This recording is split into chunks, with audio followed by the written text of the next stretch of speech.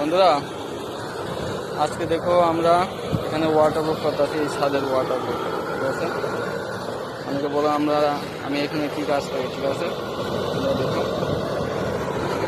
এই হলো ওয়াটারপ্রুফ রইতেছে। ঠিক আছে, এই রুল আছে, এই পুরো ছাদে ওয়াটারপ্রুফ কর্ম আছে। ঠিক আছে, আজকে না 2-3 দিন লাগবে, 2-3 দিন লাগবে। এই হলো লোকেশন।